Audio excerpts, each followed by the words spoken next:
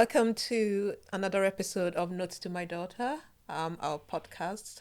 And as usual, I am here today with my daughter Ndego. Ndego? Hello. All right. So today we want to talk about Ndego's first paid gig. That was such a big thing. And we thought it would be useful to talk about it because a lot of people that do creative art degrees, sometimes they struggle to kind of find their place as to where they need to be. So in Dago, I thought that it would be useful for us to have a conversation about, how that happened, how you felt, and what you did with that. Yeah? Right. Yeah, okay. Right. So, Indigo, do you want to give us a quick background as to how it all started? And I can kind of fill in a little bit more. I mean, aren't you the one to tell us what happened and Okay. how you got me the gig? Okay, fair enough. Well, so Ndego, I was so I have this friend. He's my colleague as well. We've been working together for a few years now, and of course, he's always known Ndego played the harp. So I've shown him a few videos here and there.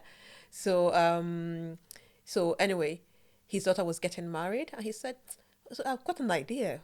Why don't Ndego play at my daughter's wedding?" And I was like, okay, that would be amazing. And he was very generous, and he said, "Oh yeah, I'll pay her for it." I was like, "Are you sure? I mean, she can just do it." He's like, "No, no, no, no, no, no. I have to pay her for it." So I said, "Okay, well, fine." So we started talking. So we found out that his daughter was getting married like 1 year before, in fact, more than 1 year before the wedding date. So we started talking about it, and then I told Indigo about it. She was like, "Mom," I was like, "Well, you have to start somewhere." Yes, I remember the day Mm, that you came to ask me, mm, and it felt as though it was out of nowhere mm, because you just said, "Indigo, would you like to play for a wedding?" I was like, "What?" mm, Like a wedding, and it's very serious. We mm, know that weddings are serious, and like the music is normally like professionals who are hired mm, to do the wedding, mm, and I was just there, me, just 2 years into playing the pedal harp, and I think I've mentioned in the past in previous episodes that I've only played the pedal harp for now 3 years or just going on to four.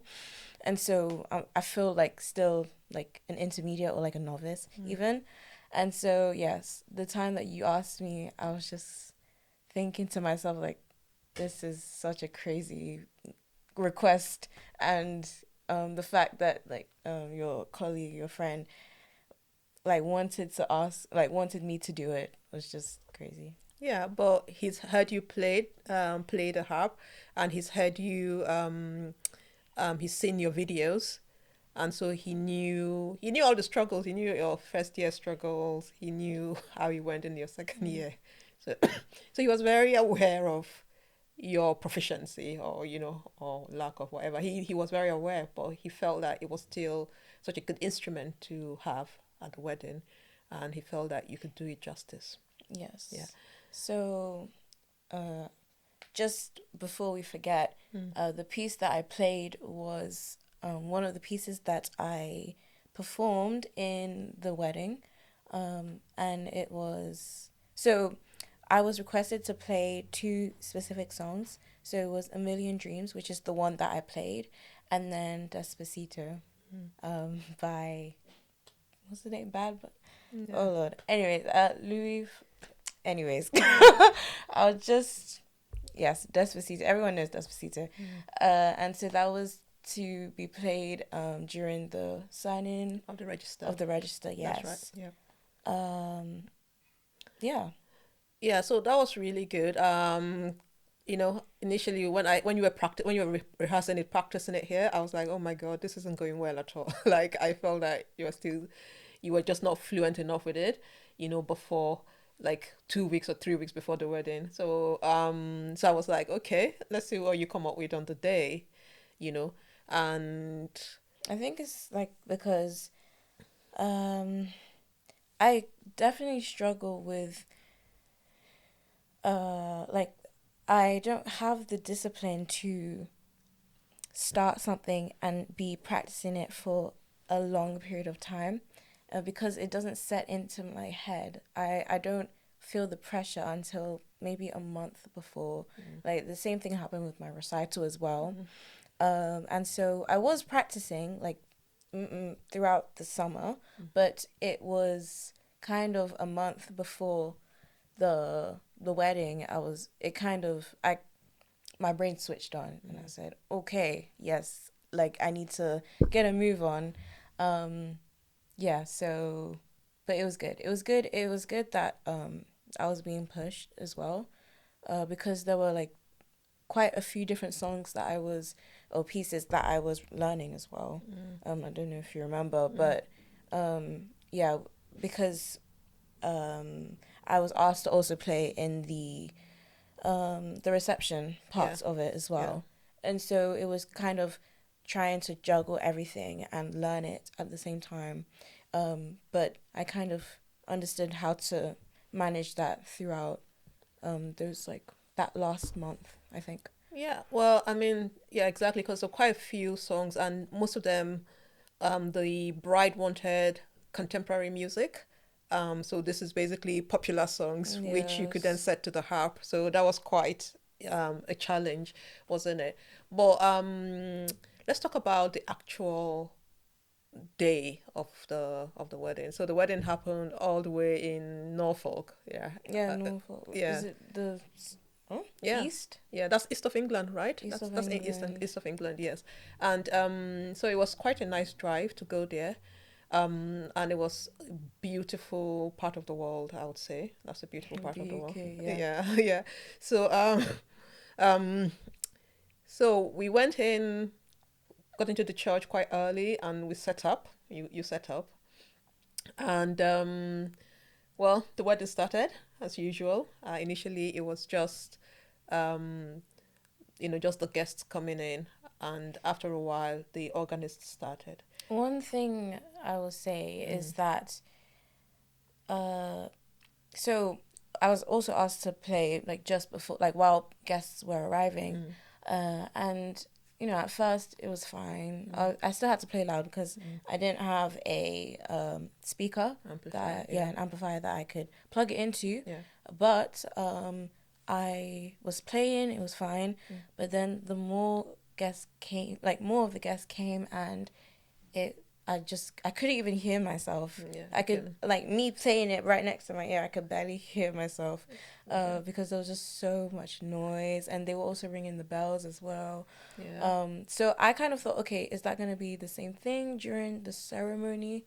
Um, but I mean, it was completely silent when I Yeah, I think played. the thing to remember that the harp is such a quiet instrument, to be honest. It's about the good thing is that your harp actually does have the ability to plug it into an amplifier, so which is one of the lessons that we've taken away. That next time we go for such an event, we will definitely go there with an amplifier. I think that's Yes. definitely one thing we took away. Um, but during the signing of the register, so I was in the church watching, and Ndego played started playing this piece of music. There was pin drop silence. Yeah, It was yeah. so quiet, Oh, there elegant. was actually one point where there were birds and they started like Yes, chirping. exactly. I mean, that was so unbelievable. The birds said, were like, "What's going on Yeah, here? Why don't join in you or it's because something?" of my beautiful playing. Yeah. So, Yeah. yeah. So that was really interesting. And then you said playing. It was so quiet, and It made me so nervous because normally in a performance it is quiet, mm, right? But it was just, I don't know, the silence was deafening, and mm-hmm, it was like, oh my gosh, I can't mess up now, mm, and I did mess up. But I mean, kind of, you have to be a musician to hear it, or at least have heard, like my mother has heard me practice, and so she can tell whether I've made a mistake or not. But yeah, so no, it was really terrifying, but we got yeah. through it. But you got through it. But something amazing happened. The first amazing thing was the birds that joined you. That was the first amazing thing. But the second amazing thing was when you finished that piece, there was a huge round of applause, and I couldn't believe it. I was like, "What? I didn't understand." So for me, that was good for you because that was at least some validation that you had done something good. you know. But I think for me, the biggest thing I picked up was when we were then leaving the church, there was people were coming, and because we basically took the harp to, because we needed to go to the reception before everybody else, so we had to be up there in the front, but somehow we just couldn't get out of the place. And then Yes. some of the people came and met you, and there was this lady. Remember the lady who came to Yeah, meet yeah, you? yeah, What yeah. did she say again? I think she said, like, she was so moved by the Mm, performance, and yeah, yeah. something along those Yeah, lines. yeah. She said she cried, yeah, Yeah. after the performance. So which I was was a really bit good. shocked because I don't, I could have played it better. So, but to hear that, it was really nice to hear, Yeah. and it was really, I guess, validating to Mm. hear it throughout me playing in the reception as well, because I was hearing it while we were coming out of the church, Mm-hmm. but while I was playing in the reception, people were coming up to me and Yeah. just like asking me questions and saying, I really loved the pieces that you played, or the piece that you played. Mm. Yes, I said that I played Despacito and A Million Dreams, but I only played A Million Dreams because In it the took church. it took longer than expected. Yes, that's right. Yeah. I remember the bride and the groom came to say thank you, and they were like, "We finished signing the register, but Indigo was still playing." So we're like looking at ourselves and like, "What should Yes. we do? Should we just They, wait they here?" they were saying They're that they so were cute. they were signing it really slowly so that they Yeah, could yeah, listen, yeah. yeah. And so yes, I didn't realize it would take that long. I should have probably cut it down, but it Yeah. was it was fine. It was Yeah, fine. but the thing is that we didn't know how long the register thing was going to take, you see, Mhm. and stuff like that. Because I was asking my friend whether they had a rehearsal, but they hadn't had that type of minute rehearsal for us to be able to time it. So you just had to kind of take a punt, you know. So that was really good. And but coming back to the main point, which is the idea of people who do creative degrees really struggling in terms of thinking of the next steps, and maybe for the harp in particular, maybe you might want to talk a little bit about that. Some of the things that we did the previous summer, trying to look for internships, trying to look for stuff in the art houses. So I think in the music industry, if we're talking about that specifically, Mm. you need to have connections, I think, or at least know one or two people or have done something previously. And so, yeah, what we try to do, we try to look at the different like art houses or Yeah, is that what they're called? yeah, art houses. Yeah. Such as Royal Opera House, English Ballet, Yeah.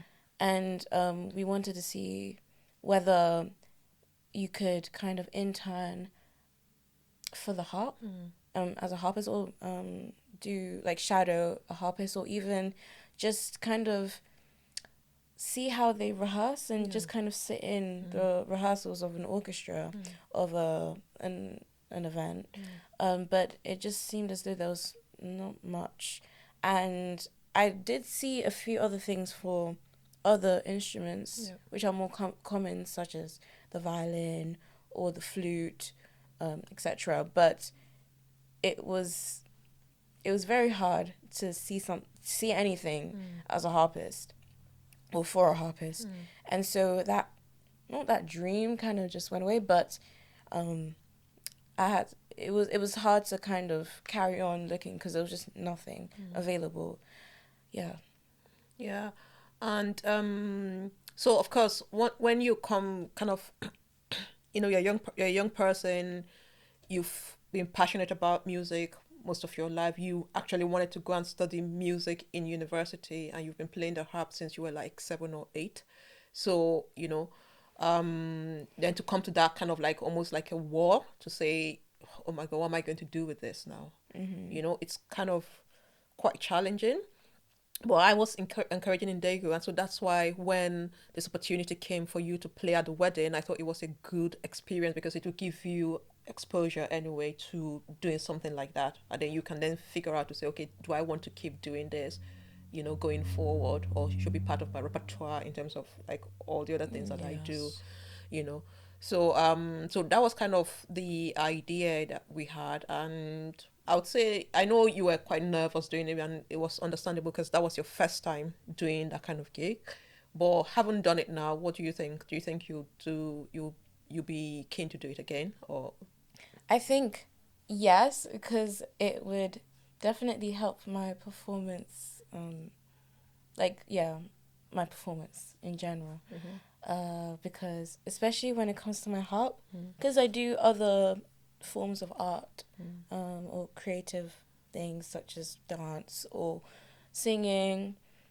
I feel, or even acting, those come very naturally to me, and Mm. I can just do it. I used to be very scared to sing, but I've kind of overcome my fear. Mm. However, with the harp, it's very, I'd say, I feel like a perfectionist, Mm. and everything that I do with the harp is not what I like. I could do it better, you know, Mm. and I'm very self-critical of when I play the harp, and so I think just doing more um, events or activities like this Mm. or like that, it would help so much. Okay. Yeah, so I think I would. It's just also trying to see how to start it is the main thing, Yeah. because you need to kind of do your research, Mm. and you need to see like which like locations are offering like you to go out and play, especially if they need a harpist Yeah. and stuff. There is a like a community of harpists Mm. where you can see any events and see what is available to do. Mm-hmm. So I need to definitely join that. After talking to my harp teacher, Mm. she recommended these websites and these communities. So I definitely need to just go and do more research, because I've done a bit of research already, Mm-hmm. but I just need to do more research. And yeah, I think it would be such a good opportunity to carry on playing my harp. Okay. Yeah. Right. I mean, that's brilliant. And I'm really hoping for great things for you, and you know, hoping that you get more of this stuff, which is one of the reasons why we always have the harp Mm-hmm. plays at the beginning of each episode of the podcast, Yes. because we want to kind of incorporate that into what we do. Um, Before I move on, I was just thinking, maybe do you want to talk about the piece that you actually played, the Million Dreams? Um, sure. Yeah. There's not too much to talk about, Mm. but A Million Dreams is from The Greatest Showman, the movie, Mm. and oh, what happens? I actually, contrary to a lot of opinions, I do like the movie. Mm. I think there was a bit of controversy about it not being very accurate Mm. to what actually happened in history. Mm. However, I think A Million Dreams is when the the characters that Zendaya and Zac Efron Mm. play, the I think they like each other or something, Yeah. and then they sing it, and yeah, um, and yeah, no, it was. I really liked the piece. It's very beautiful. I think it's even more pretty on the harp, Mm. and yeah, I don't know how much more to say, No, but it's fine. At least people know that it's from the Greatest Showman movie, so they know that. And again, it's a love song, obviously, which is why it was yes, being played at a yes, yes, wedding. But yes, anyway, yes, that was good. All yes. right. I mean, as usual, we just wanted to kind of, the reason I thought we should talk about this particular topic in this episode is because I know that there are many young people out there who like struggle, to know what to do after university, and especially if you are from Yeah, the creative industry and then you don't really know people that I could help think you out and stuff like that. Yeah. what I've seen from my peers Mm. is that just get involved in as much as possible during university. Mm-hmm. So I went to University of Manchester, and it's such a there's so much to do with music, Mm. and so I have some of my friends, they're in a band, Mm. and they formed it I think at the end of first year, Mm. and they've done like a lot of gigs. Mm. They've even gone all the way down to London Mm. to perform. They have 2 songs on streaming platforms, Mm. and it's just the fact that they were able to just go to the local pub Mm. and just perform. Mm. yeah, and there are like multiple around Manchester, especially around the city centre. So I think definitely just if you are able to get involved in performing, if that's what you want to do, um, definitely like if you like composing, just get people because everyone's a musician if you do music, or if you're not a music student, there's definitely probably going to be a music like music students, like a music course, Mm. and you can just like join the different societies, then you make friends, and then if you want to start composing, you can ask your friends, okay, I want to write something, can you play this for me? And a lot of the time everyone's willing. Mm. So there's just so many options. As long as you talk to people, as long as you try to like just find a connection and just try and see Yeah. how it goes, you know. Yeah. I think that's Well, the main fair thing. enough. That's great. So, as usual, like we always do, we do this in the context of the business. And today we want to talk about one of the products. And the reason I'm talking about this product is because I still remember using it when we went for the wedding. Because it was still quite, even though it was in September, but September was still quite warm. Yeah, Uh, it was like beginning of yeah, September, so yeah, yeah, it was still. It's normally still very very warm in yeah, September. yeah. And so this particular moisturizer is very good for the warmer months. It's still quite a nice light moisturizer, but Did you say the name? no, I haven't said the Okay. name yet. I'm Okay. about to say it now. Yeah, so it's the hydrating creme gel. So it's a very nice texture. It's very smooth on the skin, Mm. and as usual, it will help you with hyperpigmentation. It will help you with dryness, Does and it also help with? Is it because it's a gel? mm, It's good so, for acne, or it it like you can use it on acne prone skin, or yeah, no? if for acne exactly because it's not oily, it's not greasy at all, Yes, so you yes, can yes, use it for an yes. acne prone skin. Yes, Mm. that's correct. Yeah, I Uh, think out of all of the moisturizers, that mm, would probably be the one mm. that would suit me the best. Okay. Yeah, But yeah. well, that's because it's yeah. But I tend to use it mostly in the summer months. I don't use it in the winter. Want something that is a bit richer in the winter months. Yes, Yeah, fair but enough. I mean, everybody to everyone. Yeah, whatever their choice is. But anyway, thank you so much for joining us today, as usual. I don't know. Do you have any last words in Dago? It's about the products or about the Just top. anything. Okay, Mm. I'd say just try and see, especially when it comes to your career. And if you're creative, then just see how it goes. And if it doesn't work out, it doesn't work out. That's the most you'll lose. Mm. But I think if you're willing to give something a go, I think that's such a like great thing to do. Mm. And you never know what happens. You will never know. So yeah, I think you should just see if you like something, just go for it, and then see how it turns out. But yeah, Yeah. Well, thank you. Um, Very good last words, wise words. As usual, we will have these on all the streaming platforms and we'll have it on YouTube. Please support us by subscribing to the channels, watching, listening, and recommending it to your friends and circle. That'd be very helpful. Thank you and see you next time.